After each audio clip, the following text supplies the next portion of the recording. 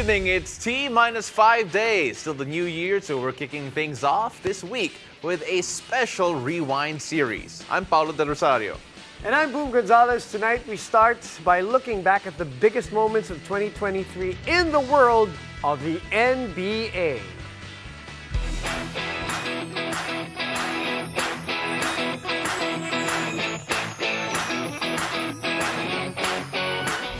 Blockbuster trades, historical records, and the championship banner. 2023 was a crazy year for NBA fans. And to help us choose the biggest hits is Mr. Hot Takes himself, Gelo Vito. Kala ko introduction is somebody who's crazy also.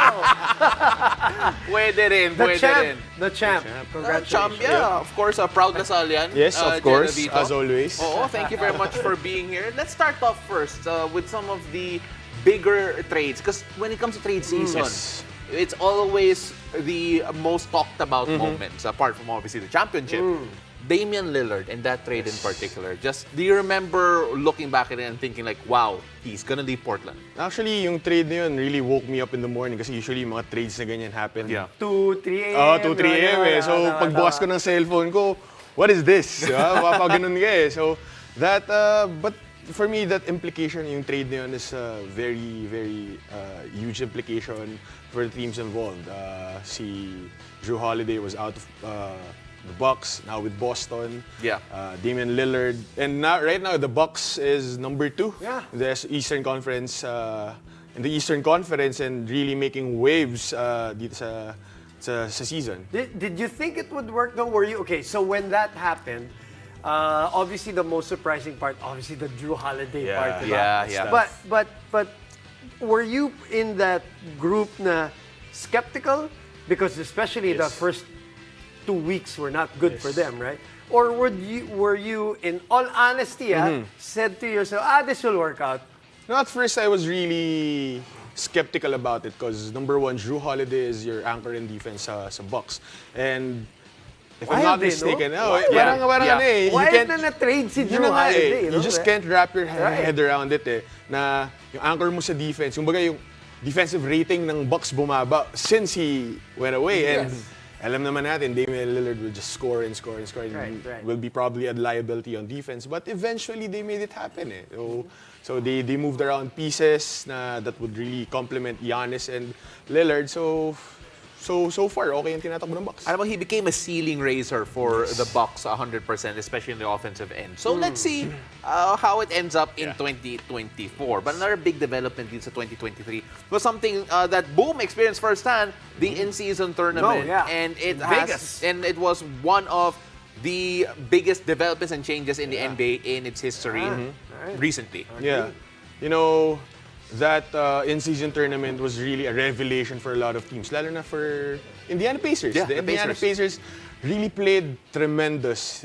Tyrese Halliburton leading that team to the finals against the Lakers, and nobody expected that young team to shine during the in-season tournament against a veteran team like the Lakers. I'll ask you the same question that I asked earlier.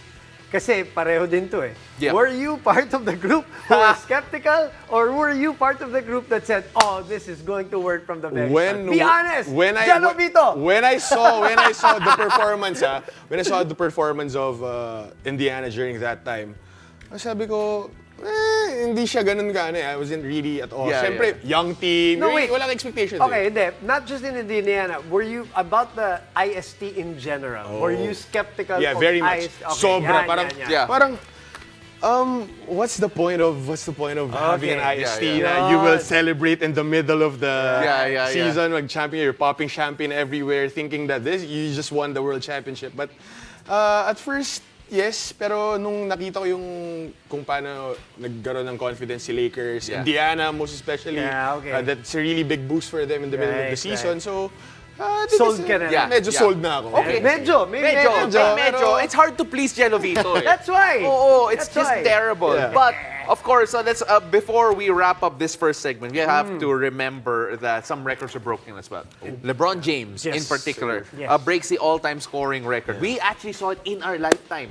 Gelo, I mean, you take a look at that, adding to the greatness of LeBron James. Yeah, beating the scoring record, being #1 right now, and still going, and not stopping or not pressing on that brake pedal. I really see LeBron playing more as of an icon sa NBA, like what he is right now, and breaking that scoring record ni Kareem Abdul-Jabbar is really a blessing, lalo na naabutan ko in my lifetime. Abutan natin in our lifetime, beating that scoring record, and I'm just excited to see LeBron be better. Were you skeptical, Gelo? Hindi na. Yung mga ganyan, hindi na. Okay, kasi pag skeptical ka na, hater ka na. Minsan hater naman si Gelo. Ito na lang ang tanong ko. Do you think this record will be broken at some point? Especially with the way the game is going, that's how we're going to end this segment. Hot take game! Okay. For me, not in the next 20 years. 20 years. Kasi again, Napaka-safe naman nun, again, LeBron right now is still going Still going I mean, he's averaging, adding into it, so we'll see. Okay.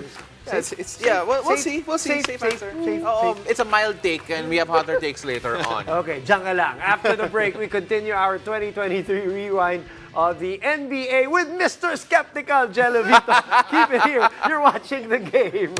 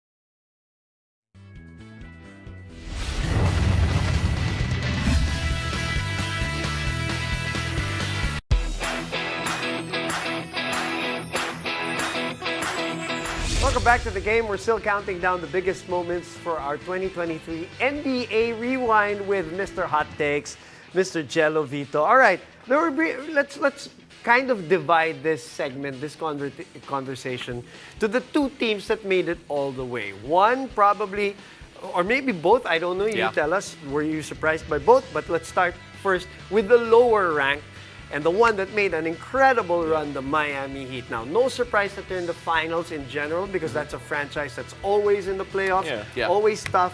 But that particular group last year, talk us through it. Gelo Vito. You know, that Miami team is something, yes, they always make it to the playoffs, pero ang expectation lang naman natin ng karamihan ng tao is that, I mean, they're just gonna be in the East semis. Yeah. At most, the best na siguro yung East Finals, di ba? But for them to exceed expectations with that lineup, guys who are undrafted, Jimmy Butler just leading them all the way, Bam Adebayo and an aging Kyle Lowry, for them to make it to the finals and to go up against a healthy Bucks, a healthy Sixers, and all those teams in the East, lalo na the East is New York was also there. Yeah. And yun na nga, and right now, the East is at its peak right now in terms of player composition and team composition. But the way that the Heat prevailed during that East conference, it's really a blessing. It's funny, no, Paul? We say that, we always hear this from our guys. Surprise at the minute. But they made 2 of the last 3 finals, Oh yeah, right? yeah. I think the biggest surprise comes from the fact that they are only the second 8 seed to ever make it all the way to the finals. Yeah. You have to remember where they started out sa playoffs, pero Play-in eh. Oh, No, play-in. play-in, right? So Right. yeah, the first play-in team to make it Oo all nga, the way to the tama, finals. tama. Pero hindi lang yan. I mean, it also changed or rather reinforced yung Heat culture na sinasabi nila. On the other end, we have to talk about Nikola Jokic and the Denver Nuggets because if anyone told me at the start of the season last year that it was gonna be the Denver Nuggets Nikola Jokic in the finals, I would be skeptical like you. Oo. Pero at the end of the day, Word of the night. oh, we're all skeptics here. Yeah. But what do you make of their run? Pero ako at first, I wasn't really keen on Denver making it all the way to the finals. I was more of a Golden State or even Phoenix Suns during that time. But the very crucial siguro is the return of Jamal Murray to that lineup. And the return of the kind of game that he has, Yes, right? yes. And it kind of alleviated the pressure on the back of Nikola Jokic to facilitate everything for the Nuggets.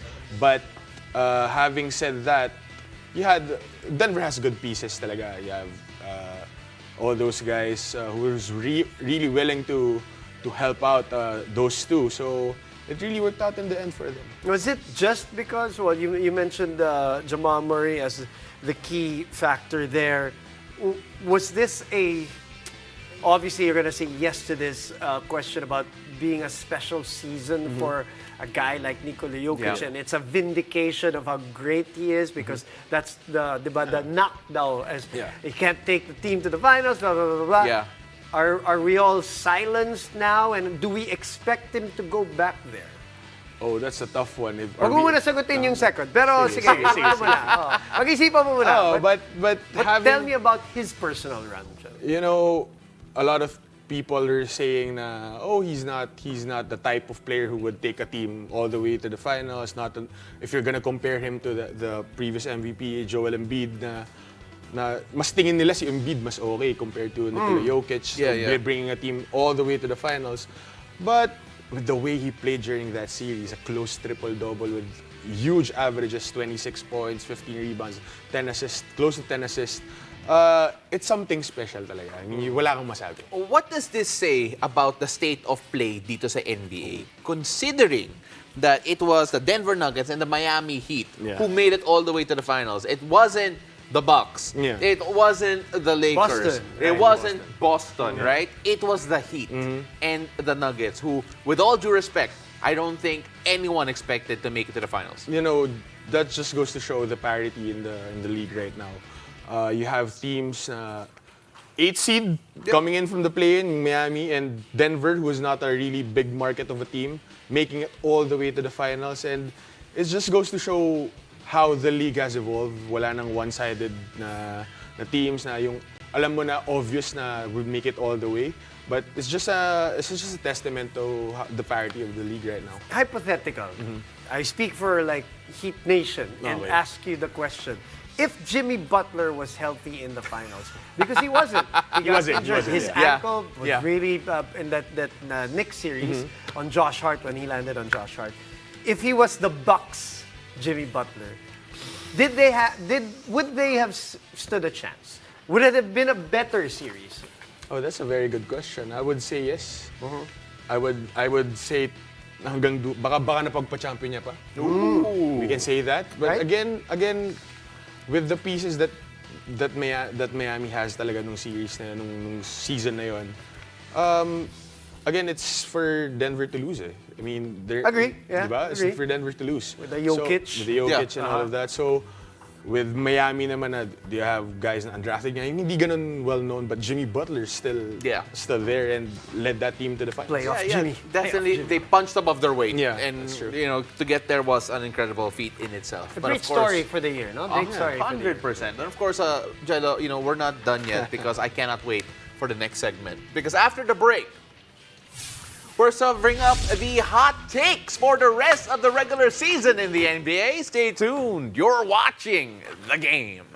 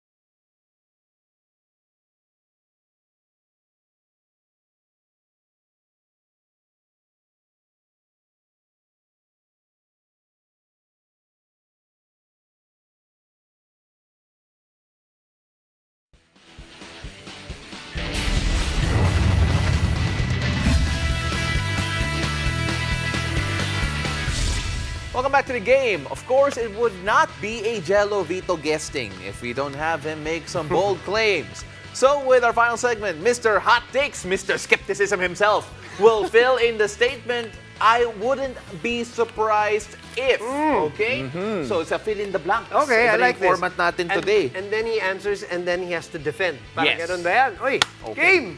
All right, so, Game! Jello, Yes. una, I wouldn't be surprised if. Nikola Jokic won't win MVP this year. Won't. Won't. He won't do Won't, back-to-back. He won't do back-to-back. Okay. Okay, bakit? If you're gonna look at the stats, I'm gonna go with the stats because numbers don't lie. For me, numbers don't lie. Ever since during the MVP seasons of Nikola Jokic, wala si Jamal Murray, who's been that guy for that help for Nikola Jokic and the Denver Nuggets. During the time naman na hindi MVP season or when they made it to the playoffs, when they made it to the finals, Nikola Jokic dropped his numbers. Kahit ngayon, his numbers have dropped significantly, lalo na nung bumalik si Jamal Murray. And I really think numbers-wise, it won't really, siguro kaya mag number 2 or number 3, but with the way Joel Embiid, yung talagang counterpart niya for the MVP, Right. is really doing well right now. He's leading the race. Yes, exactly. So far, it's been the parang dominant number 1 in the poll. Okay, sige.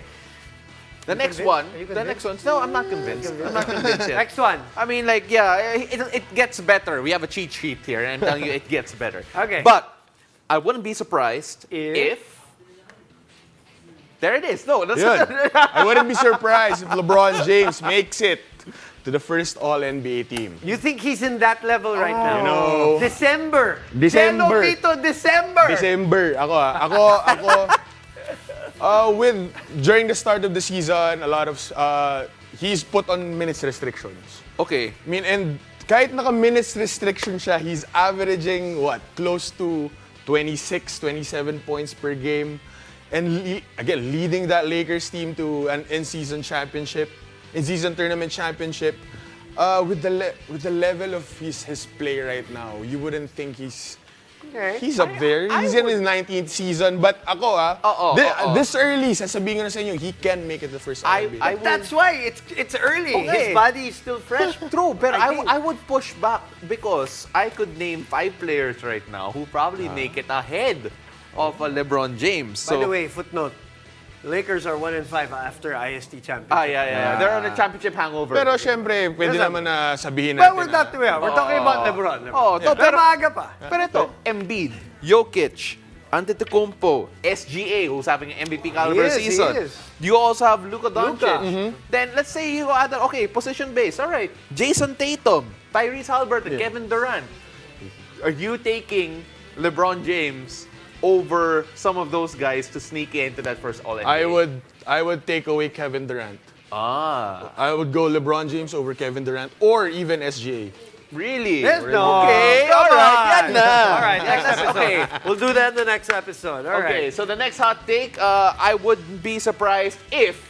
I wouldn't be surprised if the Indiana Pacers make it to the East Finals. Ooh, okay. Okay. Again, Masyado kang IST hangover. I Jen. mean, hey, after watching the Pacers during the IST, I see so much potential in Pero this baka team. parang Lakers ka lang, panay talo after the IST. I mean, we'll see. But right now, the Pacers is in the 8th seed.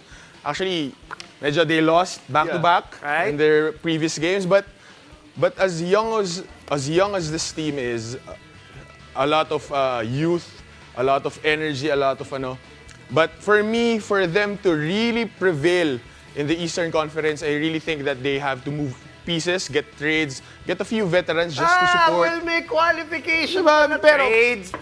But the core of that team, lalo na ako, idol ko si Tyrese Haliburton right now, the way he's playing. But I really think that with that composition and with the way they're playing right now, that energy, I really think that they'll make it to the East Finals this early. Playoffs will be about defense. I'm poking the bear. Poking the bear. In Poking contention the to eh. In bear. contention to. But then this last one, okay? Okay. We're ending the show with the biggest one in my opinion, all right? I would not be surprised if Klay Thompson would be traded Wow. this season. trade si Okay. Clay. Bakit? Wow. I mean, kanina, Christmas Day game, I saw the game. He played 33 minutes, scored 9.6 rebounds, and 3 of 10 in the three-point country. It's something not very Klay Thompson. Yeah. Right? Right now, he's averaging 16 points per game. Those are the same averages that he got during his sophomore season, his junior season. And I mean, for me, na ngayong wala na si Draymond Green, Klay Thompson is missing. Who would help Steph Curry make it again to the promised land? I mean, siguro Andrew Wiggins, yes, but would you say na he's the type of Klay Thompson or a Draymond Green who would be an impact to this team? I really don't think so. So I really think that if I like this so one, Golden State I like wants this one, though. if Golden State really wants to make it all the way, I think they have to move pieces. I like this one not because I agree, that I like it because it's bold. Yeah, it's Bold, a bold I one. like it. This is the I like type it when of I hot poke takes the bear. we know Gelo Vito Thank you, is Gelo. capable Thank of. you. Gelo, maraming salamat. Really you, guys. appreciate you. And hopefully your hot takes come through because you have a good percentage. Yeah. Be honest, you have a good percentage. All right, so let's see. Makapagbago yan 2024. Thank you, Gelo Vito, and thank you, everyone. You can catch the games on our show live and on demand on the Pilipinas Live app or the website just for 149 pesos a month. Thank you for joining us. I'm Boom Gonzalez. And I'm Paulo De Rosario. This has been The Game.